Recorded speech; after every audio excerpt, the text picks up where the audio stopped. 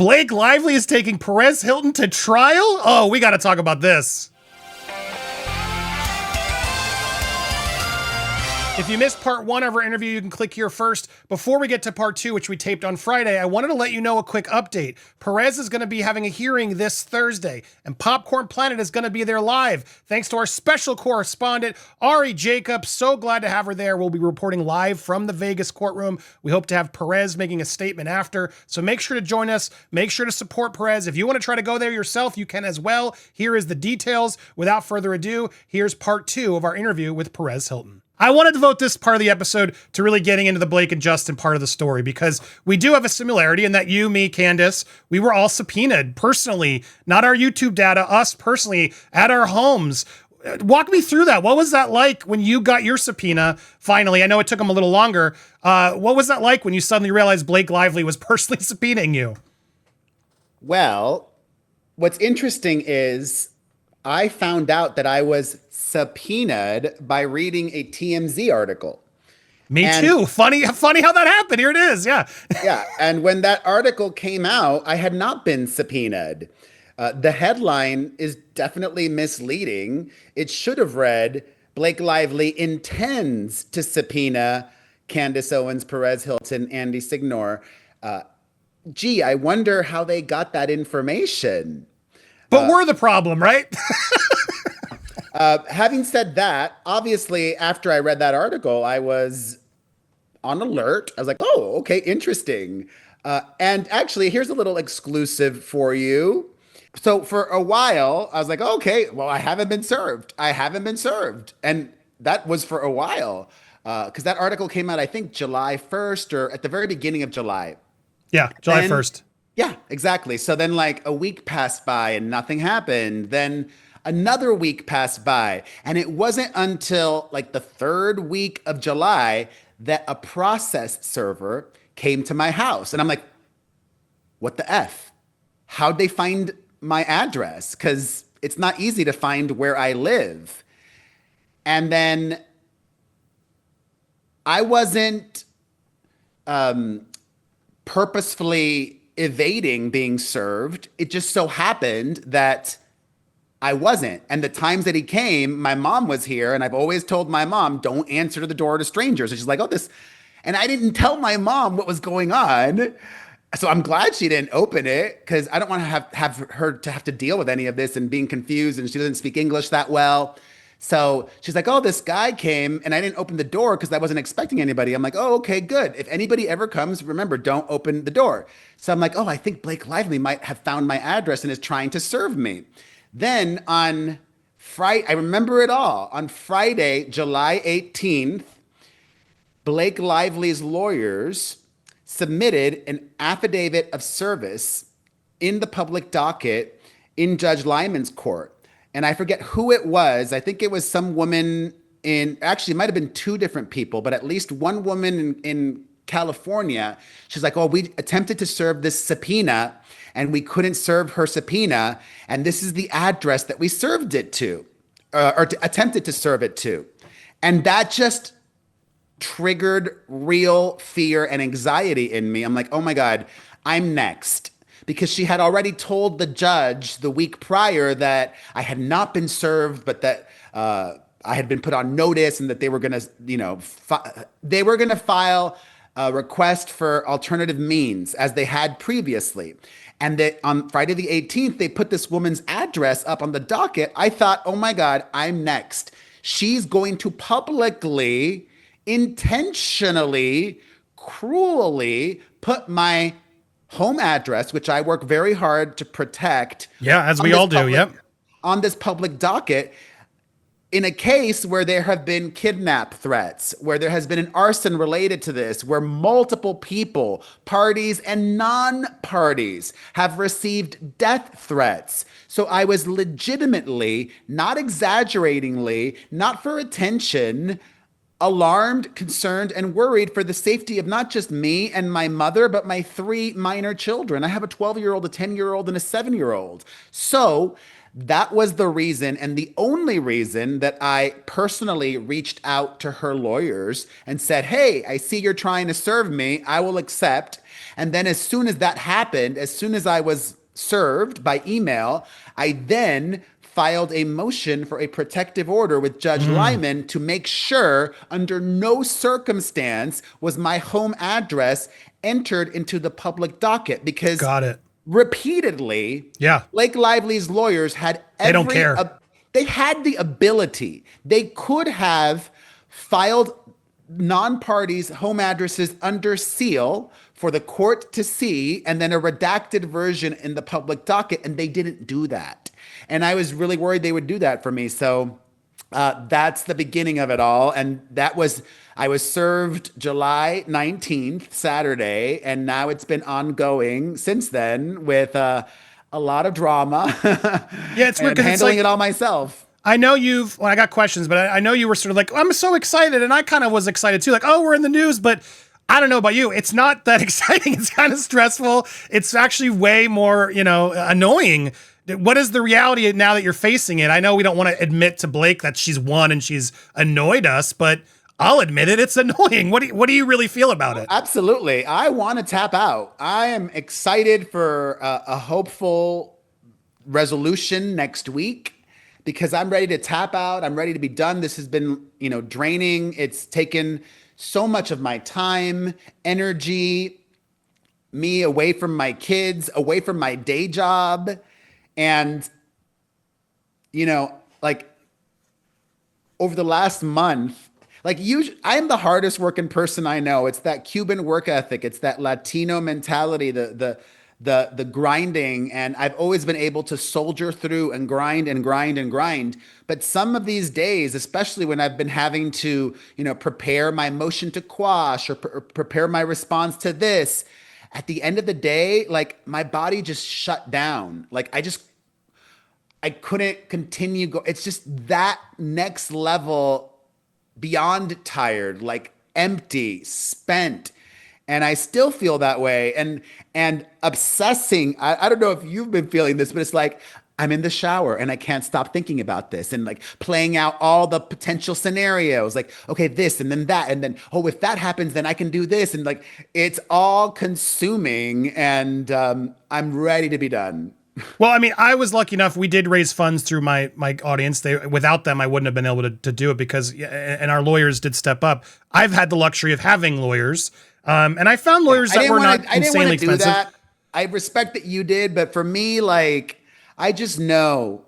Well, first of all, if you Google me and you look up what is Perez Hilton worth, that's not real. That's never real. Correct. Not even close to that. Okay. If I was worth what the internet thinks that I'm worth, I would 100% have paid for one of Brian Friedman's lawyers to handle this. Oh, $25K. That's nothing, or whatever. So for me, I didn't want to GoFundMe or crowdsource or whatever it is, because to me, it would have just invited too much criticism that I don't want, I don't need. And it's not that I want to be doing this so that I can get content. If I had a lawyer, I could have still gotten content about this. Hello? I want to clear the air there. Yeah, look, I respect that answer. I think a lot of people are criticizing you unfairly for that. And look, I think some of these were definitely entertaining. I had some of these, the case has become the docket has become a circus. It's laughable. I like it. Well, You're sexy, smart ass. All this was fun. You're clear bias towards Lively. But it was more than just fun. It was strategic for many reasons. And I don't care if Blake's team uses it against me. I've talked about this already on my podcast. I was being a strategic hot mess for many reasons, multiple reasons. Do tell. I want to hear why. Go ahead. I wanted to draw attention to this all. I wanted to help the mainstream media, which I think currently is in a period of Blake and Justin fatigue, they're kind of over this story. I mean, they're still 1,000%. Yeah. People are like, isn't it over? Why is it still going? I know. They're still covering it, but it's not like the feverish wall-to-wall coverage that was a few months ago or in December, January, February. So I wanted to draw more attention to all of this and how the judge was allowing Blake Lively's lawyers to dox people, to just get their way, to draw attention to what I perceive is the bias. So it's very Trumpian. Like, I don't like Donald Trump. I'm not going to bring politics into it, but I will applaud Donald Trump. I know that Donald Trump is masterful at getting attention and manipulating the media. So before I did any of my responses, I'm like, how do I want to approach this? I wanted to be the squeaky wheel. I wanted to make as much noise as possible. And this is like, I'm always real. I also wanted to be so annoying to the judge. I wanted the judge to hate me, to not want to deal with me for two potential reasons. One, to eventually just like get rid of me and like let Nevada handle me. And also to set up my rightful argument that he can't rule over me because he's going to be biased, because I've hurt his feelings. And I think that I did that successfully because last week, the judge made me jump through hoops. He made me respond to her in his court when he very well knew he doesn't have jurisdiction over me with regards to the subpoena. He only could have jurisdiction over me with the subpoena if the court in Las Vegas transfers it to the Southern District of New York. And that's a possibility. Blake Lively did file a request to transfer to Judge Lyman. However, he knows he doesn't have jurisdiction over me. And he said when Blake Lively filed her motion to compel in his court, arguing that because I filed a motion for a protective order in the Southern District of New York, that I subjected myself to the jurisdiction of the Southern District of New York, he knows that's a bullshit. He knows that's a BS argument. But he still wanted me to spend my time, energy, and cause me stress and anxiety responding to it. That's why he told me, well, Miss Lively has the right to have this argument be heard in this court. It's her right. And if you don't respond, I will rule without opposition.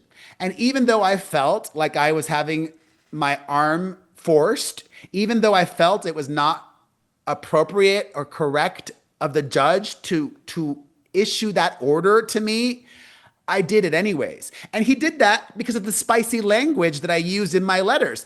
And that just sets up my perfect case and argument in Las Vegas. A judge, it's their role and responsibility to rise above a strategic hot mess. It's their obligation to be honorable, even when somebody like me is being a purposeful clown. And he was not honorable with me. He was not honorable by allowing Blake Lively's lawyers repeatedly to endanger non-parties and parties. He's ignored my multiple requests for sanctions. The way that he's handled this, I believe, shows clear bias, or at the very minimum, and this is a legal thing, the perception of bias is very powerful and awful. There is clear perception of bias, in my opinion. Well, and to your credit, while he did send out his, angry letter at you for decorum, which I think you can have both, because I like the spicy with the facts, you did eventually get there. I think after he called you out, you toned it down a bit, and I applaud you even more then, because you did still keep the spice, but you were able to call him out with case law and examples. And then he had to respond. And then he had to point out, yes, moving forward, all content creators, we have to redact certain addresses. So thank you for that. And I know a lot of creators were grateful that you took it to that place. Have you now made a point to try to tone down at least, to the decorum? Like, is that something you're doing now? I'm a clown, but I'm not an idiot. I'm a clown, but I'm not an idiot. I'm a court jester. You know, the court jester served an important role throughout history, which is to, hold power accountable through comedy and through being a provocateur. What is your response? Because I'm facing this now too, but I mean, slamming you for call. I love your names. I'm not gonna lie. Every name you've called her is justified. She was married on a plantation. She sold slavery muffins. I mean, give me a break, Khaleesi. But this idea that you're not a journalist, they're trying to come after me with that as well. We're not journalists. And then all our 500 pieces of anti-Lively content that really sets me off because not all my content is anti-Lively. It's funny because in one of my in that TMZ article, they're so hung up that I got a statement from Brian Friedman's office, and it's like, well, yeah, because I'm a journalist. I reached out to Blake Lively's office too. They said no, but Brian's gave me some clearly his office gave me some statements. How is that us smearing Blake Lively? It's kind of wild that this is what they're so hung up on. And what's so funny is my colleague, discovered it. This video in question was super anti-Justin because I'm like, Justin gave up? Like, oh my God, why would they give up? This is a bad move for Justin, Blake. They're not even watching. Are you noticing it? Like, they're just throwing shit out there to try to disparage us, and they don't even do any research. It's lawyers being lawyers. They strategically present and withhold information for desired results. And as everybody knows, and my videos are still up, if you search on my @Perez Hilton YouTube channel, Blake Lively, December 2024, you will see all the videos that I posted just in that month. After she filed her CRD complaint, after I read the related New York Times article. Hello! Sorry, I'm queuing up your YouTube, yeah.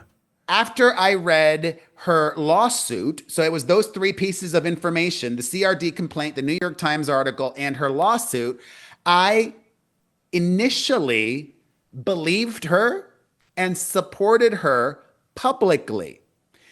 And then I changed my mind after reading Justin Baldoni's lawsuit and his first amended complaint, and after seeing the unedited text messages and seeing a lot more text messages and seeing the volumes of emails that painted what I perceived to be an accurate picture of what truly happened, I'm allowed to change my mind. Yep. And then I'm allowed to think, you know what?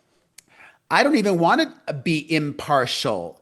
I want to have an opinion, and I want to be loud with my opinion, because there's this famous quote that I'm paraphrasing, and I might be getting it wrong, but it's something along the lines of, in times of injustice, if you are silent, you side with the oppressor. And I really believe in this instance, if anybody was harassed, it was Justin Baldoni. Yes. Then and now. So I don't want to be on the side of the oppressor.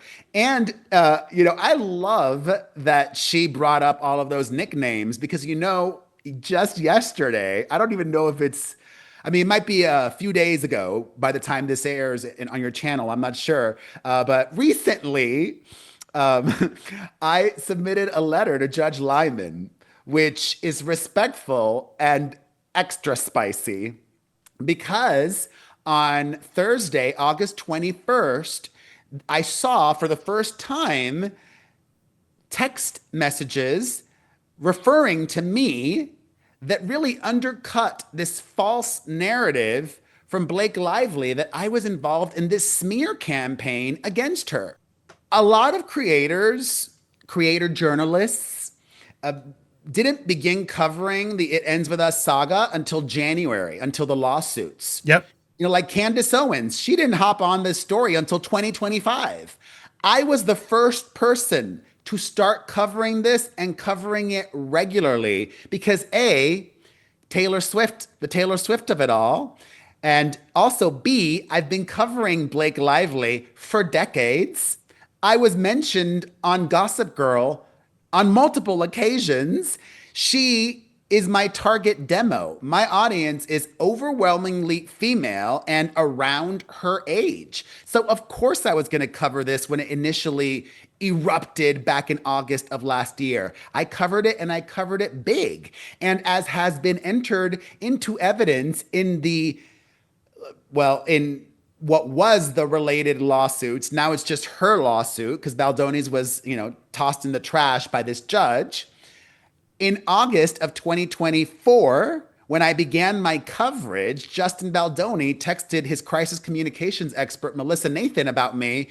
And she said, oh, nobody reads him. Nobody's read him past 2005. He doesn't generate headlines. He's a loser. He's a has-been. He's a troll. That's the exact word. She called me a troll.